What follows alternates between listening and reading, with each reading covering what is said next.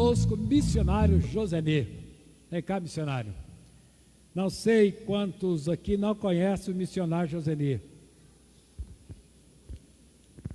Tem alguém aqui que não conhece o missionário Joseni? Missionário Joseni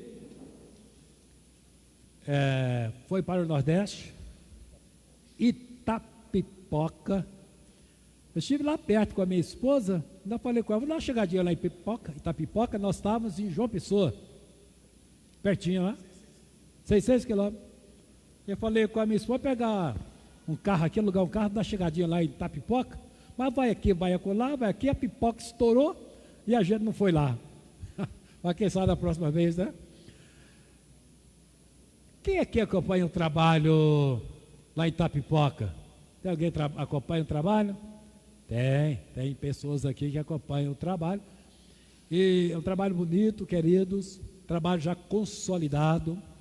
Louvamos a Deus pela vida do missionário Joseni, é uma inspiração para quem ama evangelismo, para quem gosta de evangelismo, para quem quer se envolver com missões. Missões está no coração de Deus. Deus tem uma alma missionária. Se você puder ver um pouco do coração de Deus, você vai ver que o coração de Deus bate por almas perdidas. Deus ama a sua igreja. A igreja é o maior projeto de Deus aqui na terra.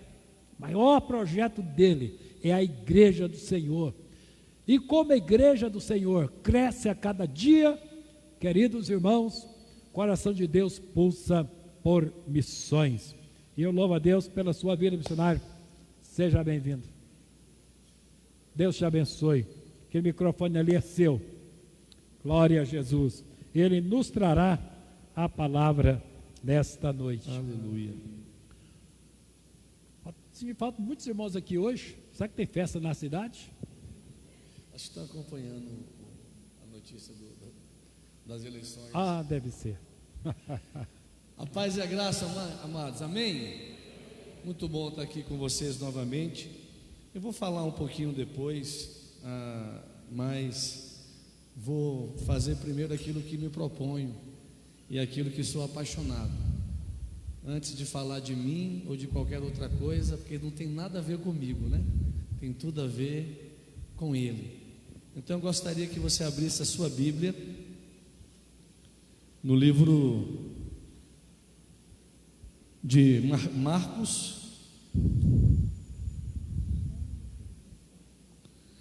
livro de Marcos, capítulo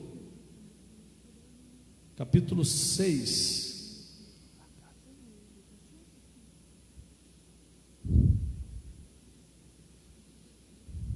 Marcos, capítulo 6.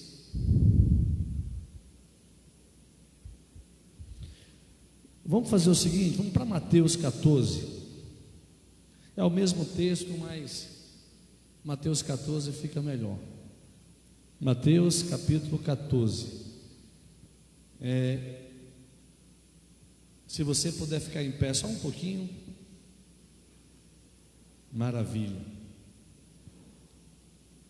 Marcos 14, a partir do versículo 13. Marcos capítulo 14, a partir do versículo 13. Diz assim: ouvindo o que havia ocorrido, Jesus retirou-se de barco, em particular, para um lugar deserto. As multidões, ao ouvirem falar disso, saíram das cidades e o seguiram a pé. Quando Jesus saiu do barco e viu tão grande multidão, ele teve compaixão de cada uma delas e curou as suas doenças. Ao cair da tarde, os discípulos aproximaram-se dele e disseram: este é um lugar deserto e já está ficando tarde. Manda embora a multidão para que possam ir aos seus povoados comprar comida. Respondeu-lhes Jesus: eles não precisam ir embora, deles mesmos vocês algo para que eles possam comer. Pai, eu quero louvar o teu nome nesta noite. quero engrandecer o teu nome. Eu sei que o Senhor se faz presente nesse lugar, e é uma expressão de gratidão estar aqui nessa igreja, que tem caminhado conosco há tantos anos. Obrigado, Deus, pela vida de cada um dos teus filhos. E agora nós oramos para que o Senhor nos ministre, o Senhor traga ao nosso coração aquilo que está no seu coração. Eu quero levantar o teu nome neste lugar e dizer que toda honra, toda glória, todo louvor, toda adoração seja dado a ti. Nos ensina que todo espírito de dispersão, que tudo que venha querer nos travar, roubar o que o Senhor tem separado para cada um de nós nesta noite, que seja quebrado em nome de Jesus. Dai-nos sensibilidade para ouvirmos a sua voz, no nome de Jesus. Amém, queridos? Eu quero pedir licença aqui ao pastor Joaquim, para eu pular a minha introdução. Porque a gente às vezes fica tão amarrado e tão aprisionado nesse sistema, né, homilético, e principalmente que tem aqui seminaristas, né, que a gente a ver, perde, não que perca tempo, tá, queridos, mas eu quero ganhar tempo e ser mais objetivo. Eu queria nessa noite pensar com você antes de qualquer coisa, fica com a tua Bíblia aberta, não fecha. E eu queria pensar com você nesse texto que nós lemos, e extrair desse texto algumas verdades sobre a nossa tarefa como igreja, dentro dessa perspectiva de missões e evangelismo. Algumas coisas que esse texto nos ensina, que eu particularmente considero profundo, necessário. Eu estou há 25 anos, sou velho não, viu, querido?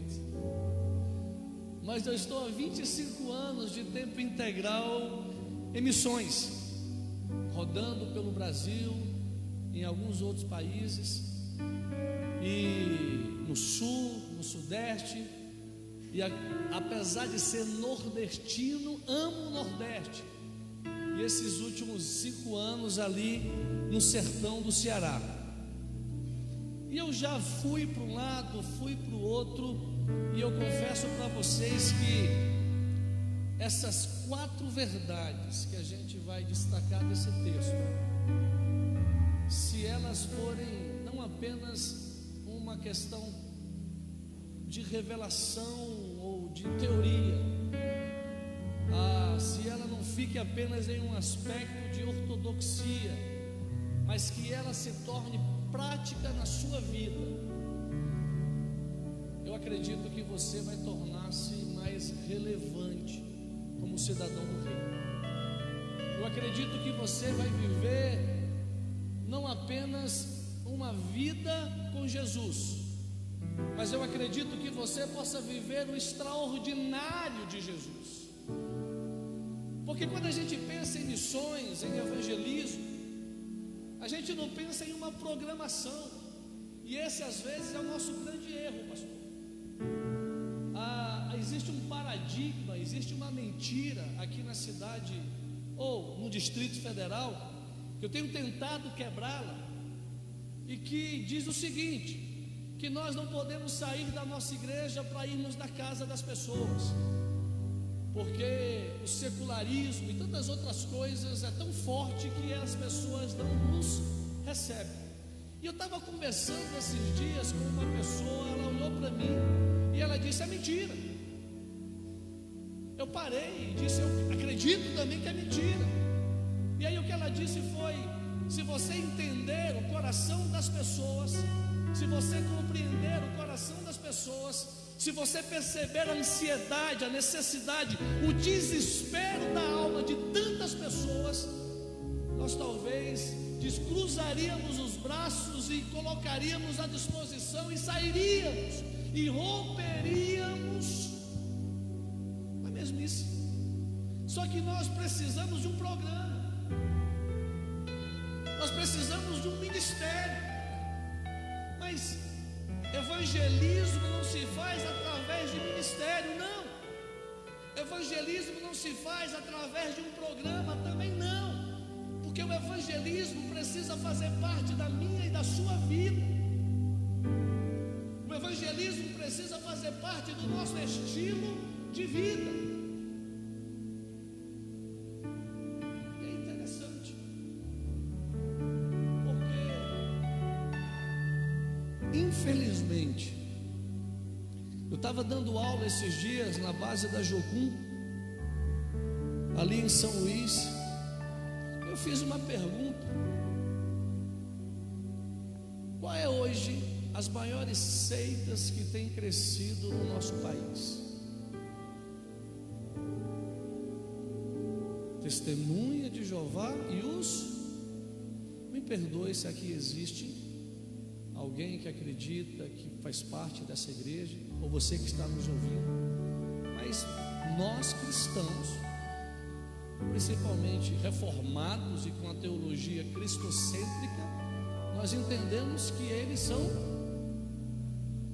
e não vou entrar aqui no mérito e o porquê, porque eu não tenho tempo. E aí eu disse: por que eles crescem tanto? E aí a resposta que eu dei foi: porque nós estamos dentro das nossas igrejas, porque nós estamos dentro dos nossos lares, porque para que nós possamos impedir o seu crescimento, nós precisamos chegar primeiro. Amém, irmãos? Então presta atenção em nome de Jesus. Eu espero que Deus possa alcançar o seu coração nessa noite. Mas eu não quero apenas que o Senhor alcance o seu coração nessa noite, mas eu quero que o Espírito Santo te perturbe, para que eu e você possamos entender a necessidade de sairmos daquilo que nós estamos vivendo e de fato, sabe, nos aprofundarmos e nos lançarmos naquilo que é a missão de Deus, naquilo que é o propósito de Deus para a nossa vida. E para isso não precisamos de um programa, precisamos apenas viver o que Ele nos chamou para viver. Então, como bom presbiteriano, 4 princípios básicos para que eu e você possamos cumprir de forma relevante o nosso papel na evangelização, na missão da igreja. Primeiro, está no versículo 13: ouvindo o que havia ocorrido. Quem foi que ouviu, irmãos? Vamos lá, quem foi que ouviu? Jesus. Jesus ouviu o que tinha ocorrido. O que foi que ocorreu? O que foi que Jesus ouviu? Jesus ouviu acerca, o contexto desse texto está sobre um momento em que os discípulos de João apresentam-se a Jesus e diz acerca da morte de João Batista.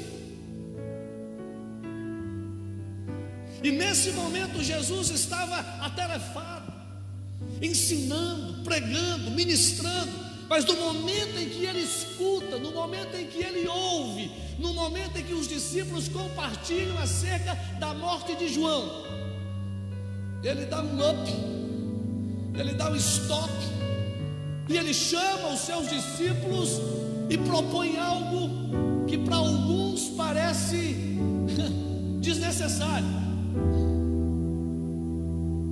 Porque tem pastores, missionários ou pessoas que pensam que o pastor não pode tirar um momento para refletir, para descansar, né?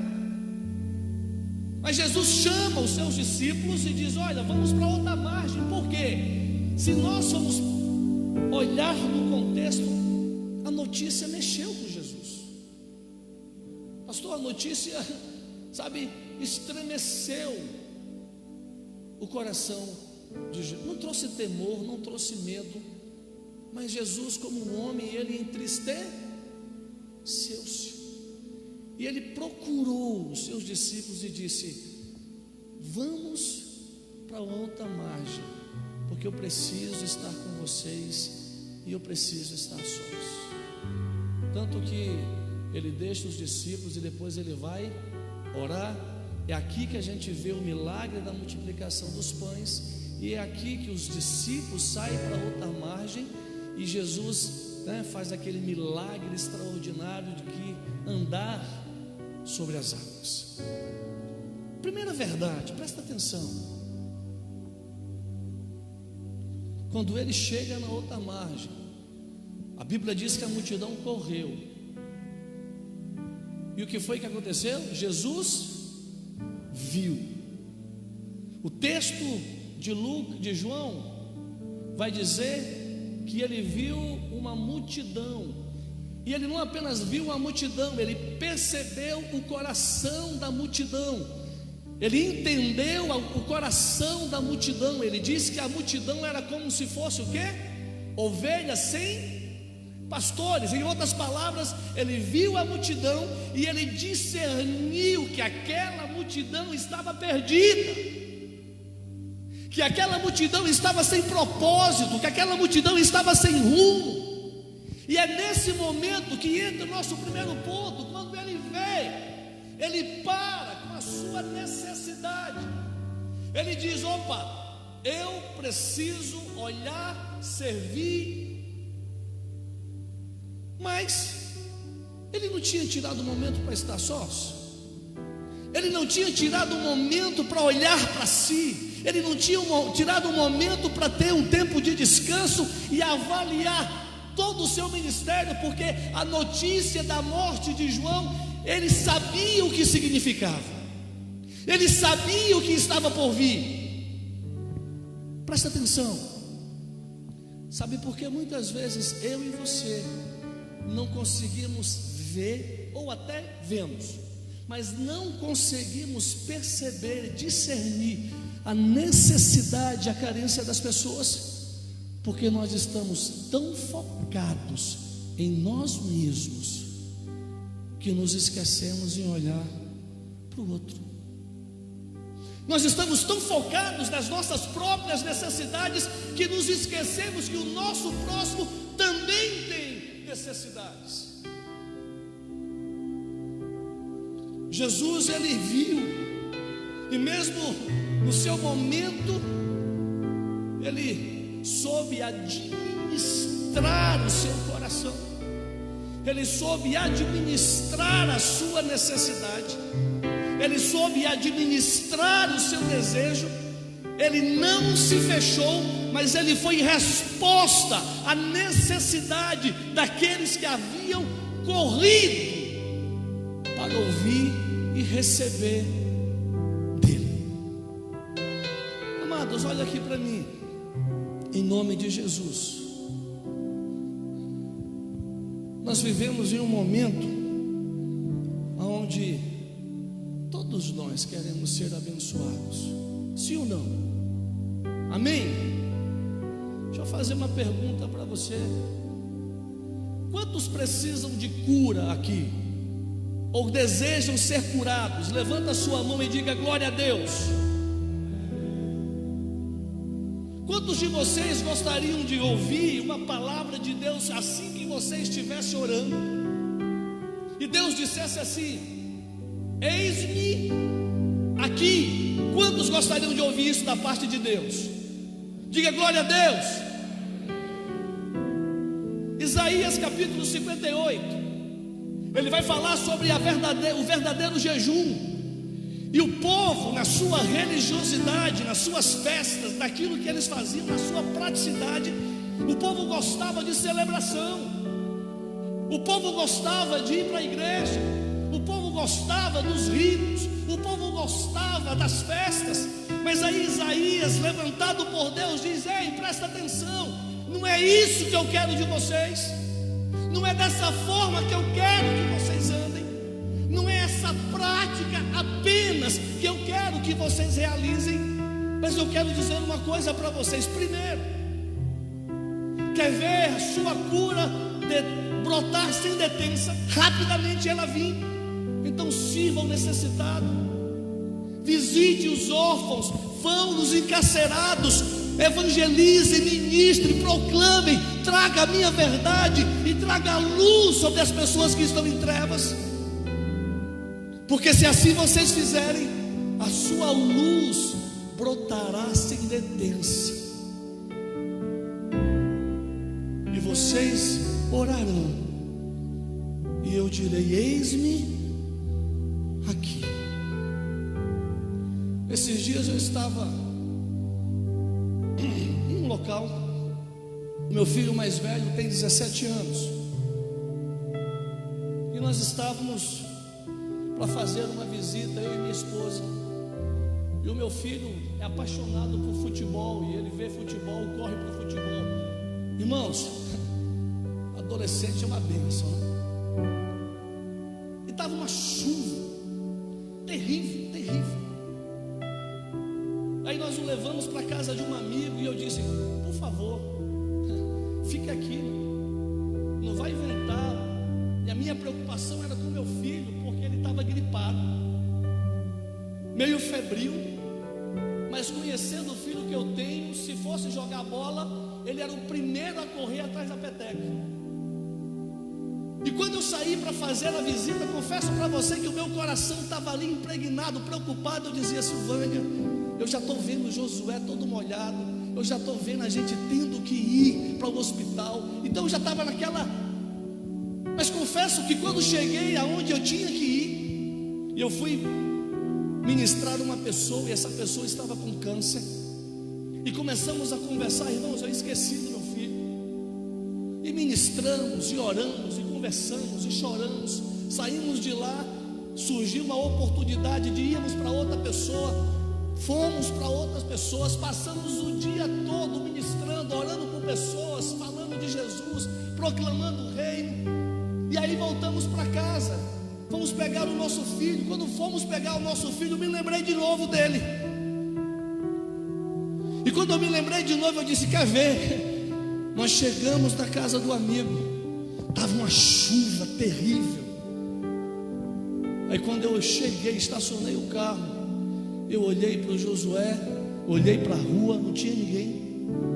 Chamei, entrei na casa. O meu filho estava sentado com um amigo, assistindo um filme, tomando um cafezinho com leite, comendo um pãozinho, com a roupinha que o amigo tinha emprestado, porque tinha feito fazer um friozinho, bem legal. E aí nesse momento Deus falou comigo. Quantos acreditam que Deus fala ainda hoje, irmãos? Sabe o que foi que Deus me disse? Cuida das minhas coisas, porque das tuas coisas cuido eu. Não é nada que você possa fazer. Às vezes a gente, como pai, a gente quer super proteger. Não estou dizendo que você tem que ser irresponsável, não. Eu estou dizendo que você não pode deixar de servir, de abençoar. Não estou dizendo que você não deva priorizar a sua família também, não. Porque você precisa, o seu primeiro ministério é a sua família, o seu primeiro ministério são os seus filhos. Mas tem muita gente que usa filho como desculpa para não sair de casa e fazer de fato o que precisa. Usa como desculpa para não servir, para não abençoar, para não se deixar ser usado. Presta atenção, queridos, presta atenção. Deus poderia usar quem Ele quisesse. Deus poderia ter dado esse ministério aos anjos. Seria até melhor, pastor, porque aos anjos eles não gastariam com avião, com ônibus, com combustível. Mas Deus resolveu escolher você. Deus resolveu confiar em mim e em você. E às vezes a gente fica com aquele espírito, né? Não, mas eu não posso. Não, mas eu não consigo. Não, mas eu não sei. Presta atenção, você pode.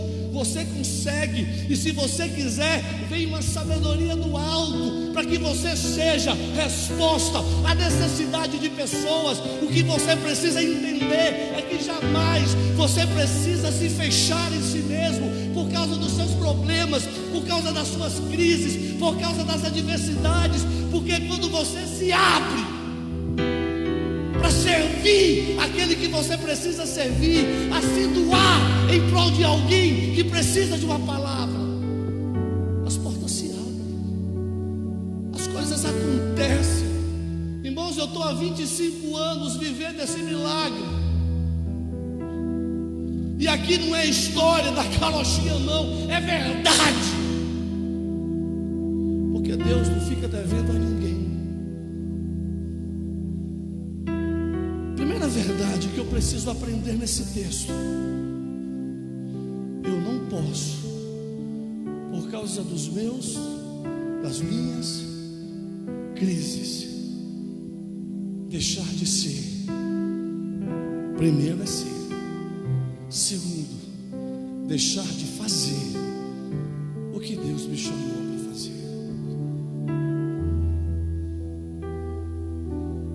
Presta atenção. Nosso maior e verdadeiro paradigma é Jesus.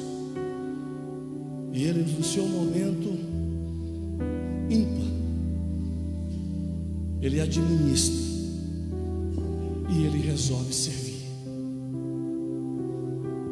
Em nome de Jesus.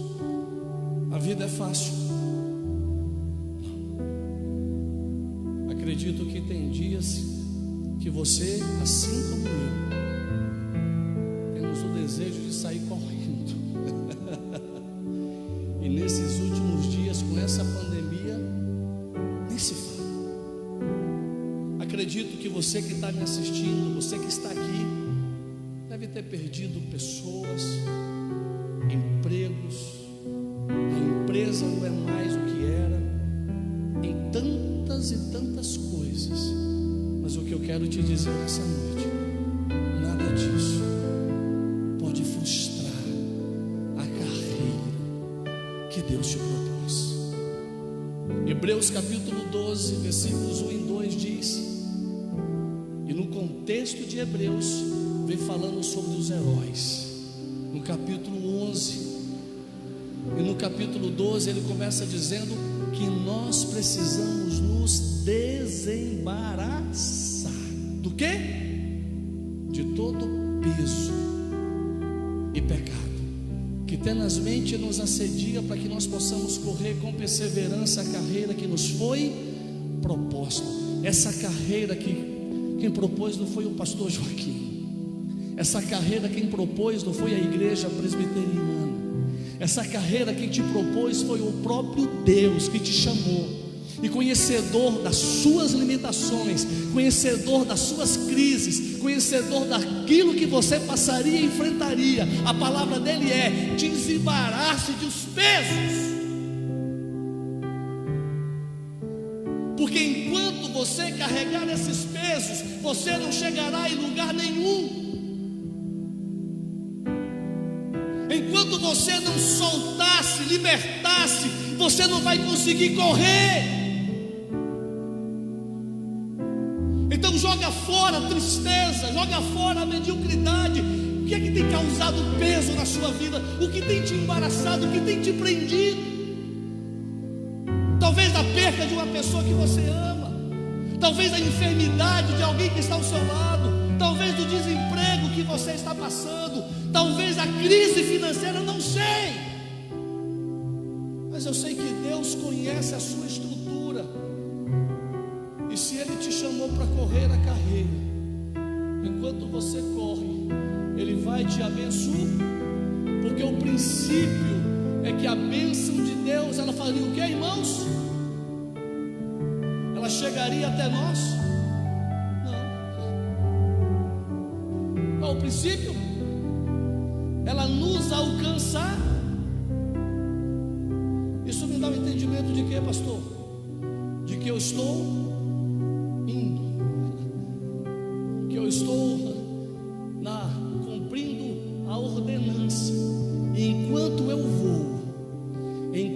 eu sirvo, enquanto eu ministro, enquanto eu sou sal, enquanto eu sou luz, enquanto eu proclamo, enquanto o querigma de Deus vem sobre a minha vida para proclamar o reino nessa terra, as bênçãos que eu preciso, não o que eu quero, elas me alcançam, elas chegam até a mim. Porque, irmãos, Deus é fiel. Vou falar de novo: Deus é fiel. Números capítulo 23, versículo 19, que está escrito. Vamos lá? Deus não é homem para quê? E nem filho do homem para quê? Tudo que ele fala, ele cumpre. Tudo que ele promete, ele faz.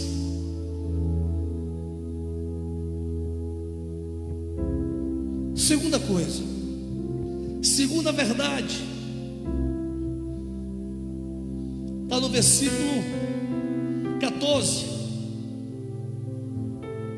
Primeira verdade, nós precisamos nos desembaraçar dos nossos pesos.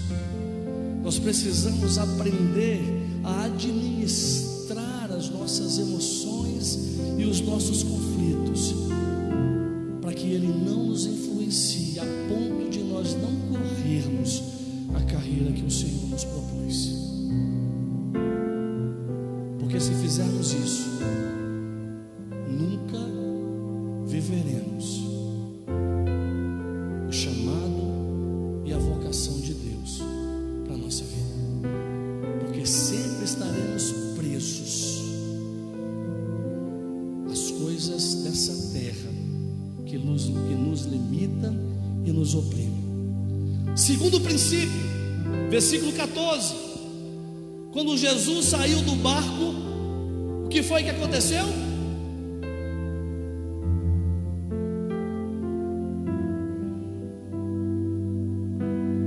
Qual foi a primeira coisa que aconteceu quando ele saiu do barco? Ele viu uma grande multidão. De novo, ele viu. Irmãos, presta atenção. Tudo começa por uma visão. A Bíblia diz no livro, obrigado, pastor. A Bíblia diz no livro de Provérbios que um homem sem visão, o que é que acontece com ele? Ele perece. Irmãos, presta atenção.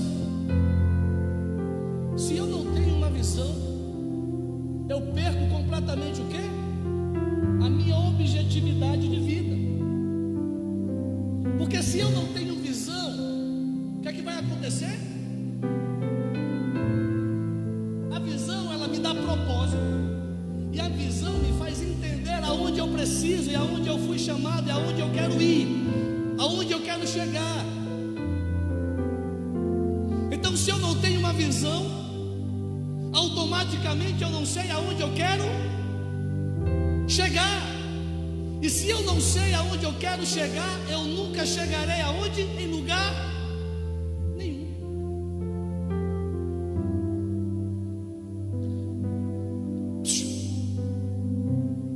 Agora, qual é a primeira visão que nós precisamos ter? A visão sobre nós mesmos. Quais são as 4 perguntas? Vamos falar de racionalismo. Quais são as 4 perguntas chaves da humanidade? Que até hoje eles não conseguem responder. Os filósofos tentam, religiões tentam, mas não conseguem responder. Quais são as 4 principais perguntas do universo? Primeira, quem eu sou. Segunda, de onde eu venho.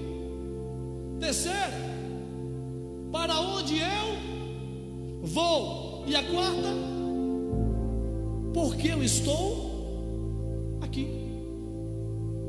Presta atenção. Quando nós nos encontramos com Jesus, amém? Todos nasceram de novo aqui, amém? Todos tiveram um encontro poderoso com Jesus. Diga glória a Deus. Aonde foi esse encontro?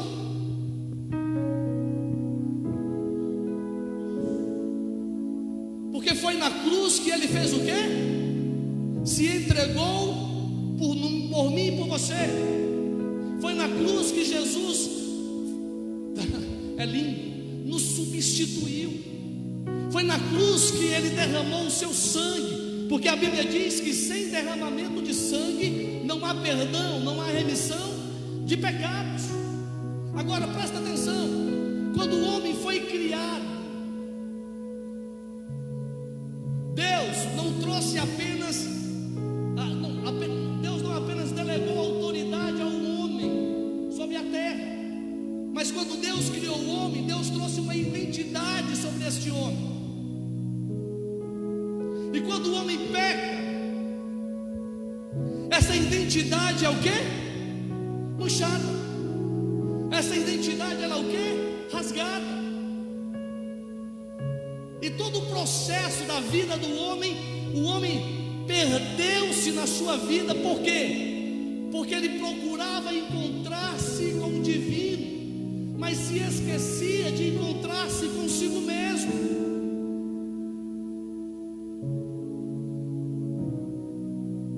Quando ele encontra-se com Jesus na cruz, João 1,12, o que é que está escrito?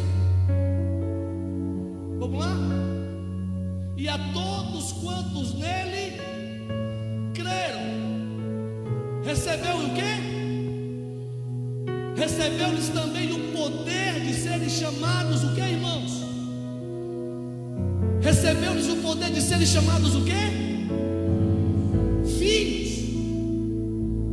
Quando o homem se encontra com Jesus na cruz e ele crê, ele entrega, ele devota, ele resolve caminhar com Jesus, a sua identidade que tinha sido rasgada, a sua identidade que tinha sido manchada, ela é restaurada. Só que a sua identidade ela é restaurada e transformada. Porque agora a sua identidade não está mais escrito que ele era apenas a imagem e semelhança. Não está escrito que ele era criatura. Mas agora, a partir de agora, está escrito o quê? Ele é filho. Ele é filho. Agora, amados, vem cá. Por que eu estou dizendo isso? Porque quando nós conseguimos responder, vem aqui rapidamente aí, João 13. João 13.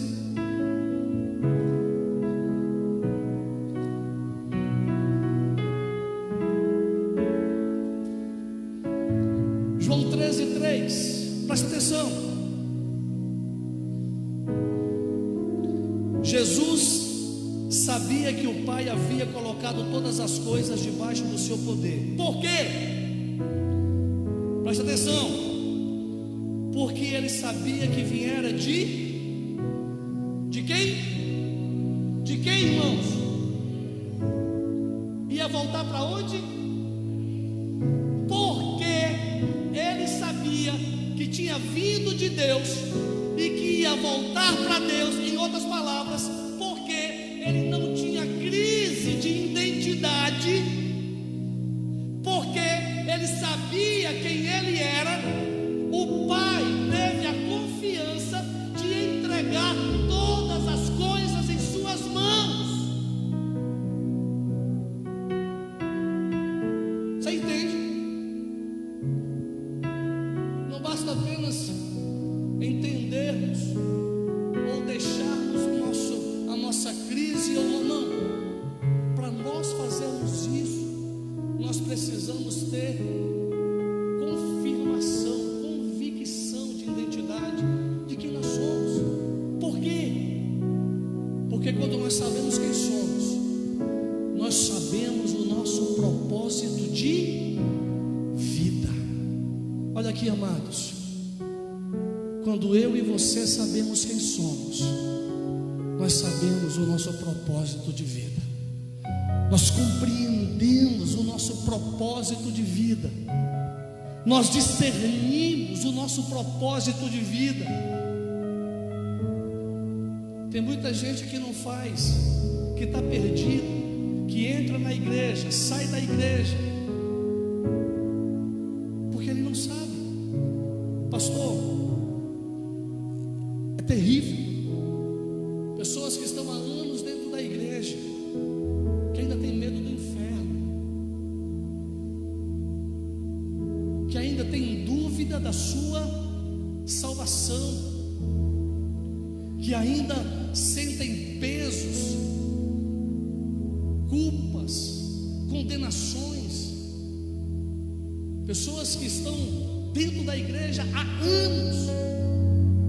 Talvez você conheça pessoas assim, ou talvez você tenha se comportado assim, que por causa do pecado queria desistir, queria abandonar a confiança, queria retroceder, que por causa do pecado não queria mais correr a carreira. E aí, olha aqui, irmãos, presta atenção. Quantos são pais aqui? Levanta a sua mão.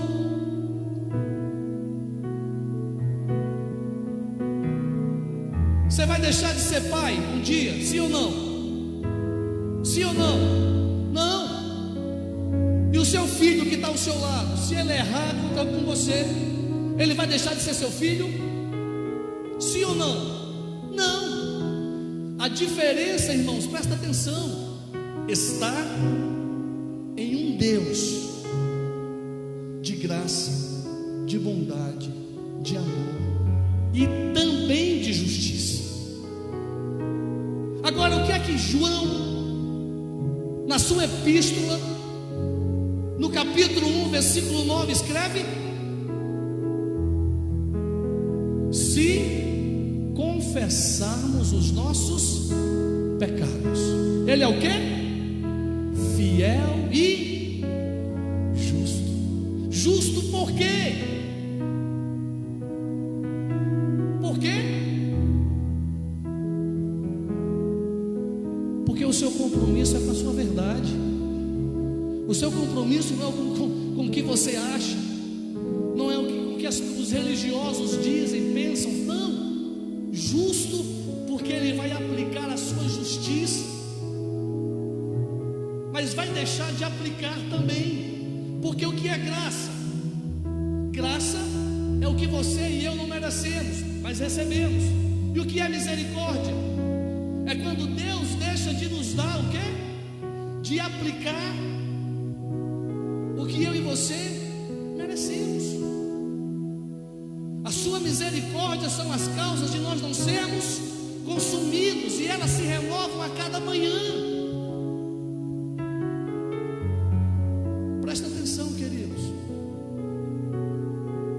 Nós precisamos entender quem nós somos, para que sofismas, mentiras, enganos, aquilo que o diabo tenta contra a nossa mente, contra o nosso entendimento, não nos prenda, não nos amarre. Nós precisamos ter consciência da nossa identidade. Por quê? Porque quando nós sabemos quem somos em Cristo, nós sabemos simplesmente aquilo que nós devemos fazer, e nós compreendemos a sua vontade, nós compreendemos a sua direção, nós compreendemos a sua graça, nós compreendemos a nossa vocação. E aí, esse leque abre para que nós possamos enxergar, não como eu e você, não, mas como Deus enxerga. Nós começamos a ter uma cosmovisão cristã. A nossa visão agora, ela está baseada naquilo que Deus pensa, naquilo que Deus dirige, naquilo que Deus, não naquilo que as pessoas falam, no que eu penso. Tudo isso é resgatado com a nossa identidade, e principalmente a nossa visão se amplia. Oh, amados, você começa começa a enxergar o que Deus de fato enxerga. Você começa a ver como Deus vê. Porque quando você entende quem você é, você sabe, Deus me chamou para servir. Deus me chamou para amar. Deus me chamou para pastorear. Deus me chamou para ser professor. Mas em tudo que Deus te chamou, resume-se em uma coisa: anunciar o seu reino. Você pode estar aqui cantando, mas se você não pratica o evangelismo, a sua música é debalde. Você é apenas um artista, e Deus não está atrás de artistas. Se você for apenas um professor de escola dominical, se você é apenas um líder de homens, se você é apenas um líder de mulheres, um líder de jovens, presta atenção, tudo isso faz parte do pacote que Deus te chamou para ser e fazer, mas na realidade tudo se resume em ganhar pessoas, em proclamar o reino, em ouvir a necessidade e ser resposta a essas necessidades. Porque quando nós entendemos quem somos, nós olhamos como Deus olha. E sabe a coisa boa quando nós temos uma visão? Há dois tipos de visão. Nós conseguimos enxergar a necessidade real e nós conseguimos enxergar a necessidade sentida. Qual é a necessidade real, pastor? Jesus, Deus. Qual é a necessidade sentida? Me vestir é uma necessidade sentida, sim ou não? Sim ou não? Comer é uma necessidade sentida, sim ou não? Relacionamento é uma necessidade sentida. Entende? Beber água é uma necessidade sentida. Então, quando eu começo a ver como Deus vê, eu não apenas olho o evangelismo ou o evangelho ou a missão de Deus focada apenas, não, essa visão amplia-se. Eu começo a perceber que a minha proclamação, que o meu querigma, ele não pode estar desassociado de serviço ou de demonstração. Você vai ver no texto que Jesus, quando ele viu, o que foi que ele fez? Ele serviu. Duas coisas que ele viu. O que foi que ele viu? O povo estava enfermo, amém? O que foi que ele fez? Curou. Depois ele viu o povo com fome. O que foi que ele fez? Mesmo diante da incredulidade dos apóstolos, ele multiplica. Por quê? Porque a proclamação, o nosso evangelismo nunca pode estar desassociado. Porque hoje essa visão de missão integral, ela está meio deturpada. Então hoje eu estou usando o evangelismo integral. Eu não quero aqui entrar no mérito, mas a questão é, o nosso evangelismo precisa ser integral. Eu não apenas ministro, eu não apenas prego, mas quando eu consigo enxergar com os olhos de Deus, nessa identidade que Ele me deu, Ele me faz discernir o que as pessoas estão precisando. E às vezes, a maioria das vezes, quando nós servimos, nós ganhamos o coração das pessoas. É lógico que existem pessoas e pessoas. Existem manipuladores, os amigos do evangelho que vão se aproximar e vão querer se aproveitar. Mas aí você terá o quê? Discernimento. Mas a questão é, quando você consegue enxergar, você consegue servir e ganhar as pessoas. Eu estava no Maranhão esses dias e eu pedi: Deus,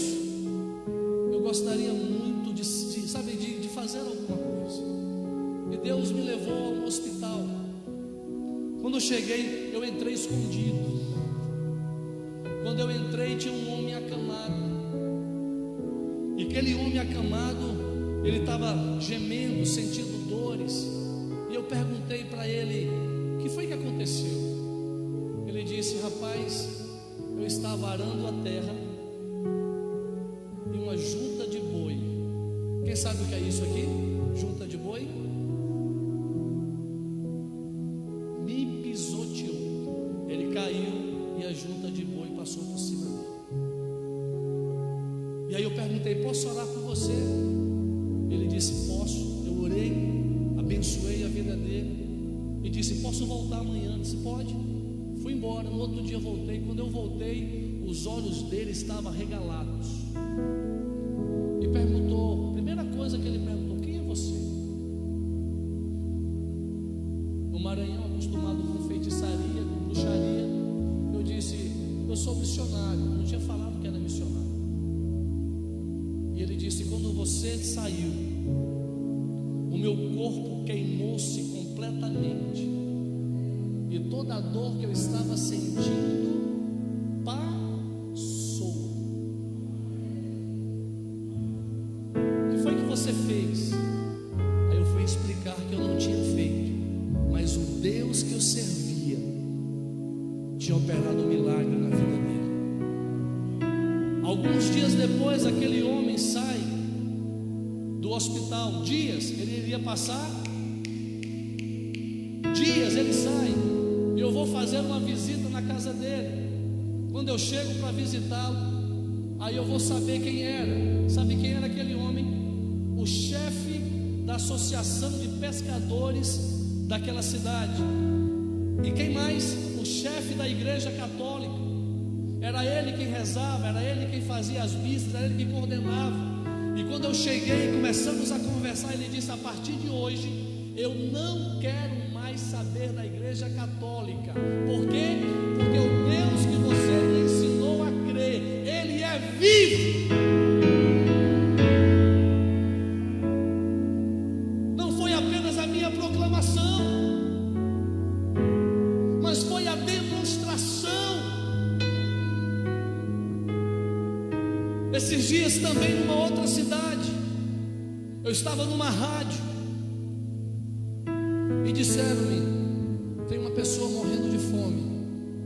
E aí eu fiz um levantamento, pegamos a cesta, levamos para a casa dessa pessoa. Eu fui fazer uma visita a ela, e quando ela olhou para mim, ela começou a chorar por causa da comida que a gente estava levando. E ela disse: missionário, deixa eu contar o que aconteceu. Eu tenho 3 filhos, eram 4, um morreu, e nós estamos passando fome. Eu disse: está aqui, eu trouxe essa comida, e o que depender de mim, eu vou estar com você, porque o que eu tiver eu vou dividir com você. E ela sentou, começou a chorar e disse: que pena que o Senhor chegou tarde.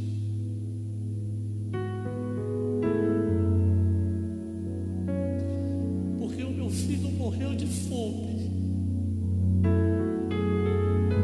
Meu filho morreu de fome.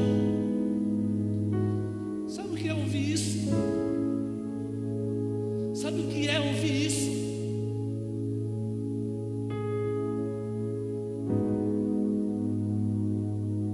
E durante meses a gente sustentou, o missionário sustentando o outro. Aquela mulher tinha tuberculose e ela viajou, e nós ficamos cuidando dos filhos, e ela não tinha se convertido, porque ela pensava que Deus era ruim, porque como é que ela tinha vivido tudo aquilo, e a única coisa que eu fazia era sustentando com cestas, cuidando dela, orando por ela.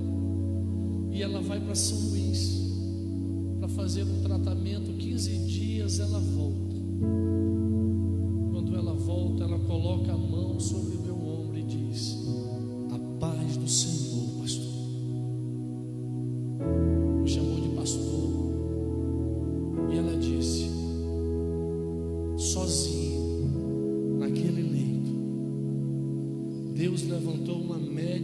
ele era crente, e Deus se revelou a mim e mostrou que ele não era culpado e que ele me amava e trouxe cura para minha alma. Você entende? Agora, essa não é e não pode e não deve ser apenas a minha experiência. Com certeza, quantos de nós, Davi e Amanda está ali, amigos de tantos anos, quantas experiências nós não conseguimos ter? Quantas experiências, pastor, o senhor não tem? Simplesmente porque resolveu entender quem o Senhor era, compreender a visão de Deus e ser resposta à necessidade das pessoas. Porque quando nós suprimos a necessidade das pessoas, elas vão compreender. Por quê? Porque nós vamos conquistá-las, para que elas possam ouvir de fato a sua necessidade real. Eu costumo dizer: nunca ganhe para você, mas antes de ganhar alguém para Jesus, você precisa ganhar o coração dela. Tem pessoas que estão cuidando e ganhando para si. Não, as ovelhas não pertencem ao pastor, as ovelhas pertencem ao pastor maior. Ganhe essas pessoas, amplie a sua visão, enxergue-as, não deixe que elas passem desapercebidas. Sinta, porque é isso que a visão traz. E o texto mostra: Jesus não apenas viu, mas o que ele viu gerou um sentimento, o que ele viu gerou uma identificação. É isso que nós precisamos fazer. Às vezes nós estamos vendo tantas coisas, às vezes estamos vendo até o que não temos que ver, o que não podemos ver, e o que de fato precisamos ver nós não vemos. E quando vemos o que não precisamos ver, nós enchemos de sentimentos, mas não de sentimentos puros, santos. Nos enchemos com sentimentos egoístas, lascivos, adúlteros, porque estamos prestando com os nossos olhos uma visão que não é para ser, e o que precisamos ver, nós não estamos enxergando de fato. Nós precisamos enxergar, ver, e não apenas ver, mas temos uma empatia, criar essa identificação, nos colocar no lugar do outro. Irmãos, em nome de Jesus, ninguém faz nada se ele não compreender a dor do outro. Não existe missões, não existe evangelismo, se eu não entendo a dor do outro. E sabe qual é a maior dor do outro, irmãos? Talvez ainda não seja nessa terra, porque tudo que ele passa e sente aqui, eu e você podemos suprir, ou alguém pode suprir, ou a sociedade pode suprir, ou o governo, ou uma instituição pode suprir, mas nós precisamos suprir também. Mas a maior dor não é a comida, a fome, não é o frio. A maior dor é o desespero, a solidão, a angústia. A maior dor é estar no meio de uma multidão e ninguém olhar para ele. E a pior dor, eles ainda não têm nem o entendimento dela, é a separação eterna de Deus. E nós somos essa ponte. Eu e você somos essa ponte. Estava sobre Jesus o ministério da reconciliação, e ele delegou a mim, e ele delegou a você.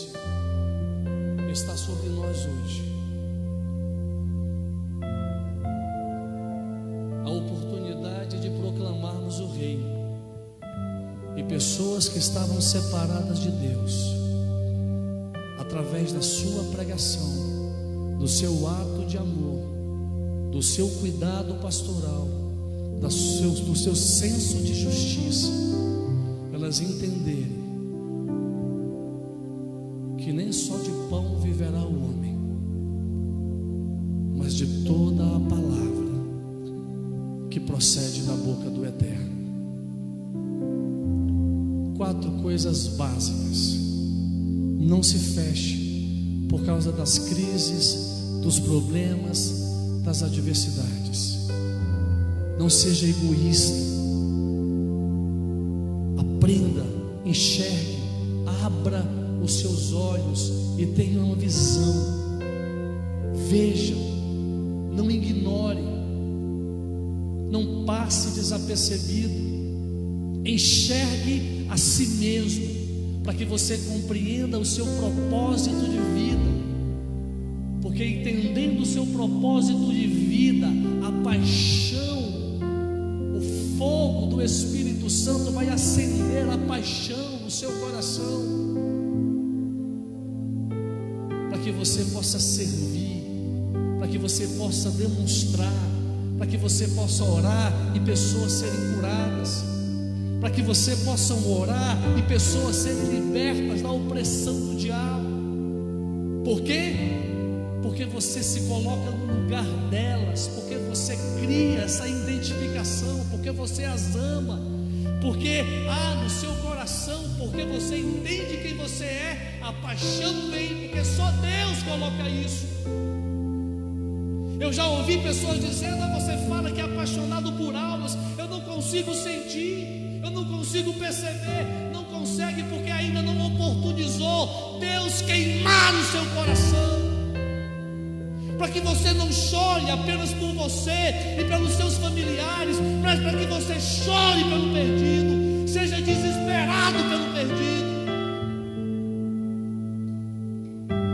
para que você chore por esse bairro, por essa cidade, para que você não se conforme, para que você seja irado, mas não irado contra pessoas, mas irado contra o diabo, por tudo quanto ele tem feito, amarrando e aprisionando pessoas que estão lá fora, para que você se levante, saia dessas 4 paredes e seja relevante.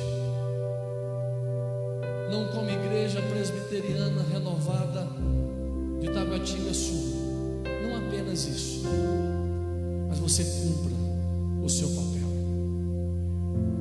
você cumpra o seu chamado, você viva a sua vocação. Fique de pé no nome de Jesus.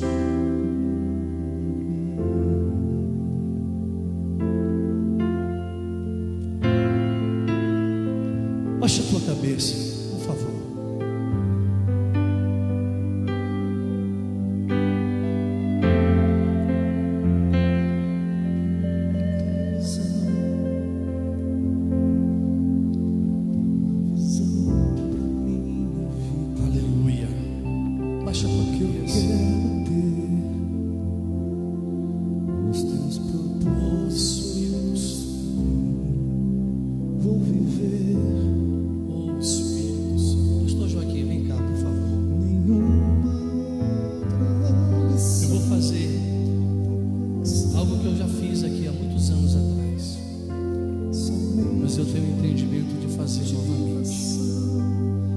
Olha para mim aqui, por favor, queridos. Quantos de vocês entendem que o pastor Joaquim é o seu pastor? Levanta a sua mão e diga glória a Deus. Como é seu nome, querido? Fábio. Por que você está aqui, Fábio?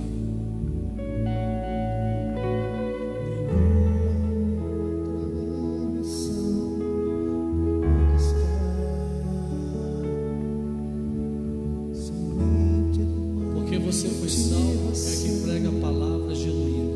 Muito bom. Deixa eu perguntar a uma mulher: seu nome, por favor? Claudiana.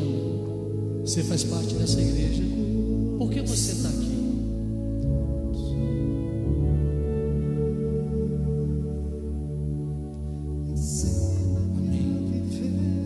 Posso perguntar a todo mundo, amados, quantos fazem parte dessa igreja local? Levanta a sua mão aí, por favor, todos vocês. Glória a Deus. Sabe por que você está aqui? Você crê que é seu pastor, amém?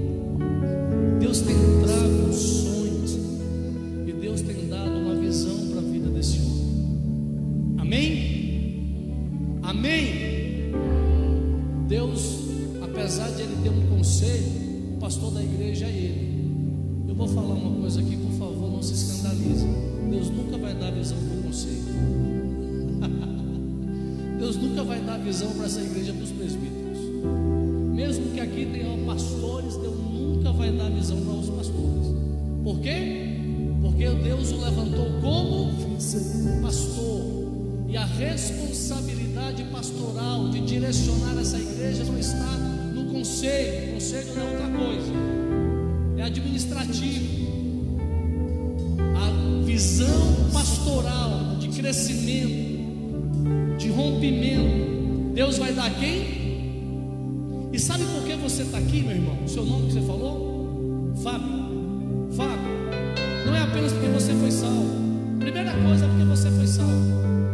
Mas você está aqui porque Deus te capacitou, Deus colocou dons, Deus colocou talentos, Deus colocou uma vocação, chamada, uma arma. Não sei se arde aí dentro, se não arde ainda vai arder. Mas Deus colocou tudo isso por quê? E trouxe aqui você para quê? Porque os sonhos e a visão que Deus tem compartilhado com esse homem tem tudo a ver com você. Tem coisas que ele tem sonhado que tem tudo a ver com você. Tem coisas que Deus tem colocado no seu coração que tem tudo a ver com você. Tem coisa que Deus está compartilhando com ele que é a tua cara. Você entende isso, irmãos? Você entende isso? A visão que Deus está compartilhando tem a tua cara. A visão que Deus está compartilhando tem o teu cheiro. Se você quiser mais, a visão que Deus está compartilhando tem o teu nome. Agora o que você vai fazer? Deixar ele sonhar? Deixar ele ter visão? Deixar ele chorar enquanto Deus está incomodando para que essa visão aconteça? Ou você vai sair do teu banco e vai dizer: pastor,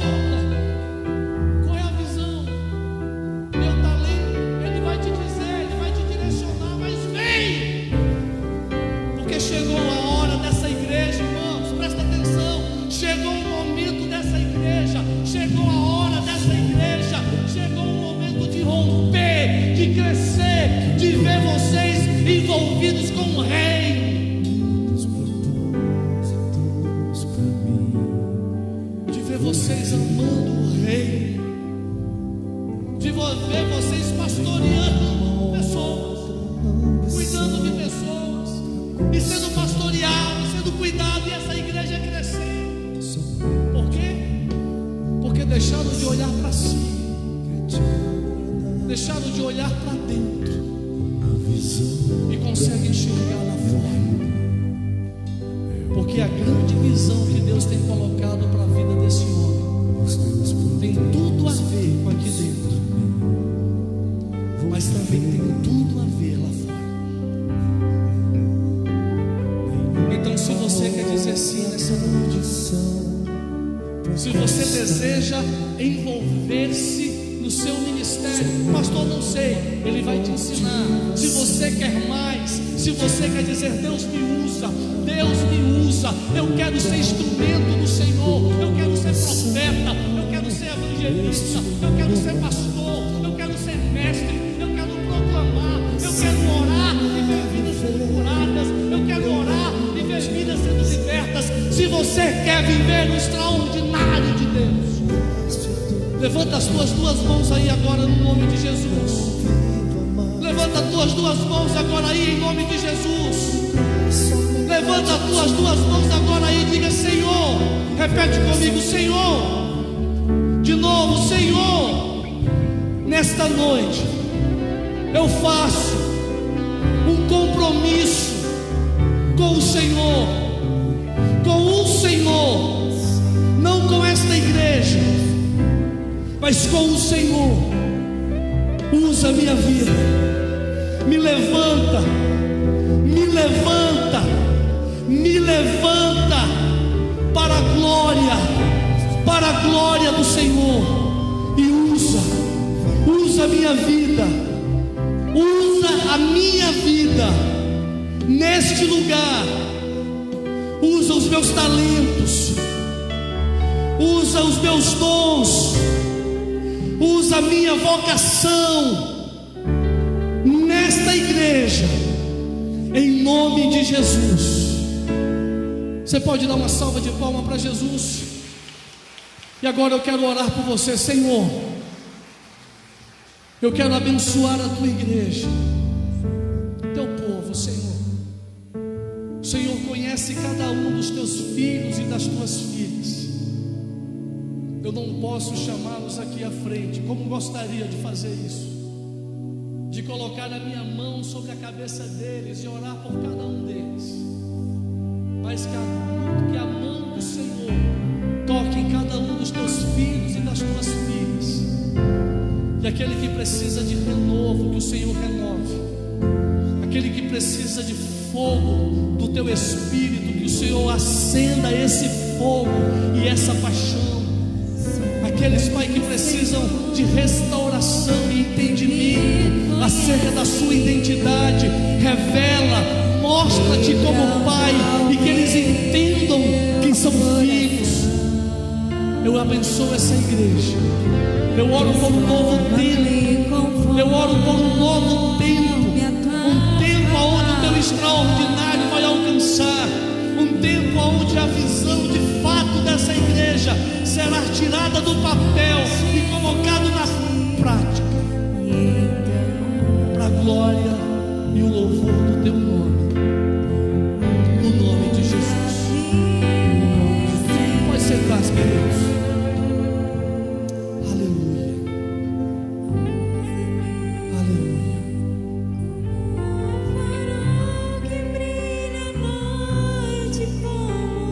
aleluia. Não tem coisa melhor, amados, não tem coisa melhor do que estar, servir e amar o Senhor.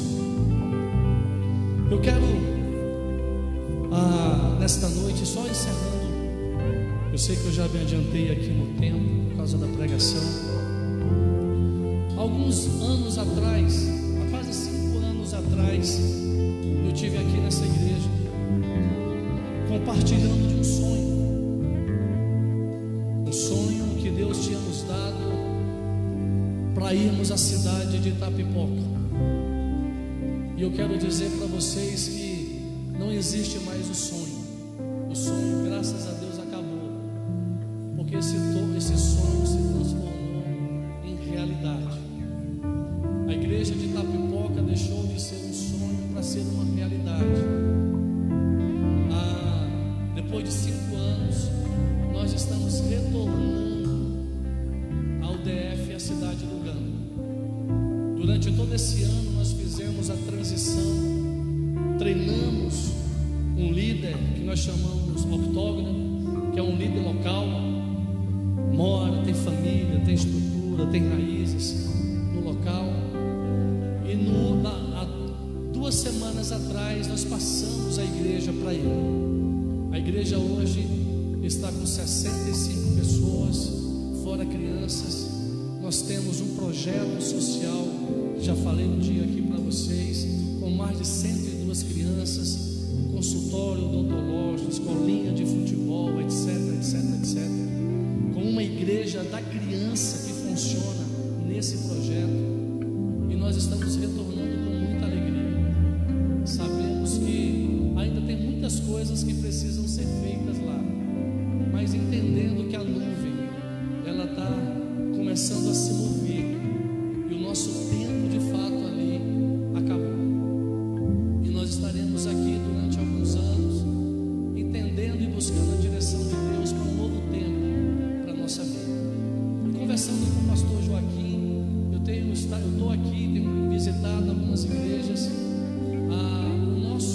desafio é pagarmos a nossa mudança. Quando vem para Brasília, o povo pensa que você é milionário. Eu estou sendo transferido do Nordeste para Brasília, então esse cara pode arrancar o ouro que ele ganha bem. Mas, amados, a gente serve um Deus que é o dono do ouro e da prata. Eu não tenho dificuldade nenhuma de falar sobre isso, porque eu vivo debaixo desses milagres, dessas provisões. E o que eu gosto de dizer é que Deus, ele simplesmente nos oportuniza, porque Deus vai levantar o que é necessário, porque nós não estamos vindo por uma direção de homens, nós estamos vindo por uma direção de Deus. O que Deus tem nos falado sempre é que Ele tem sempre a responsabilidade. Agora, Deus sempre vai usar pessoas. Se vai usar você, não sei, mas que vai usar pessoas, com certeza eu sei. E o princípio do reino é quando nós temos uma oportunidade de semear, é semearmos. Por isso que o pastor Joaquim não levantou a oferta, porque a oferta que nós levantarmos nessa noite, toda ela vai ser para esse propósito. O seu dízimo é o seu dízimo, não é barganha. A gente não dizima no missionário. Vou ensinar sobre isso que o pastor, mais do que eu aqui é o nosso mestre.